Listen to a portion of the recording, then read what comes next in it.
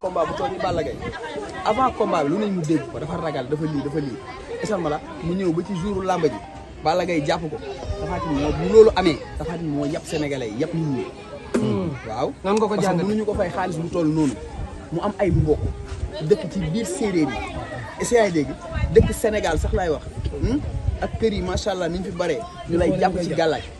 gëmuma loolu sax gisuma sax loolu gën a gisante roq yi nag parce que tamit non dama lay wax sa waay mbër boo demee ba mënul di takk loxo waaw te yow mu xam ne ne yow koo mënta dajal dañuy def pour takk say loxo yow mënoo dindi sa takk loxo mën nga bàyyi affaire yi sport la nañu gisal sport d'abord Tapha Tine macha allah forme li mu indi Tapha Tine gisuma woon sax arbitre la ñuy daw di yor di jàpp loxo Balla Gaye man daf ko jàpp dama yuux non mais boobu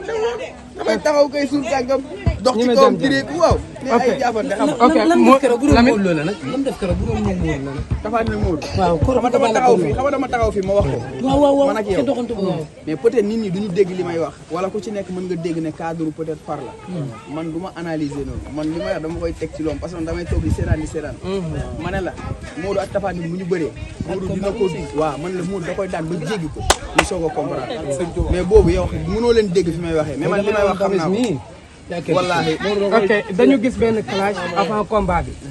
kon de yow ak Modou Lo di ngeen ma tuddee doom le petit roi maay seen empereur non instant bii nii moom loolu noonu du ma ci sax nekk di ko promouvoir isalba di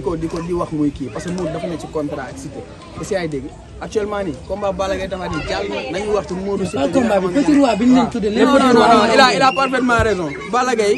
Gaye moom dama lay wax kuy xaar ci làmmiñam mu wax Modou lu ko neex loolu doo ko dégg non loolu mënul nekk xam nga tey mais nañ loolu dañuy gëm yàlla li muy def na ko pare parce que empereur benn combat la Balla Gaye dafa mën a daanu ñëw ñu defal ko benn couronne rek non ñu waxante dëgg non man xam nga man aw ma ci problème si ay dégg mais dama ne Balla Gaye mënul daanu ñëw ñu benn combat mu daan ñu defal ko couronne mu ne moom mooy buuru làmb bi gis nga loolu mënul nekk nañu waxante dëgg Modou dafa faay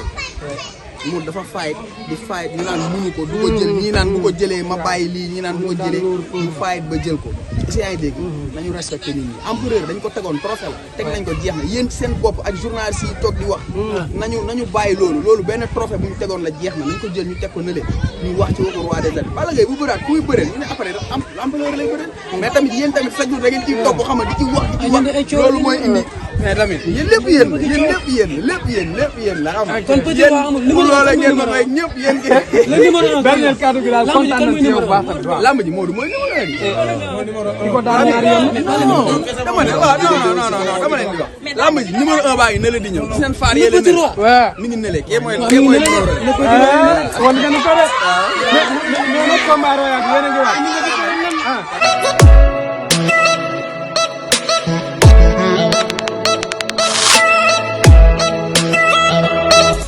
Abonnez-vous, ciao le Sénégal.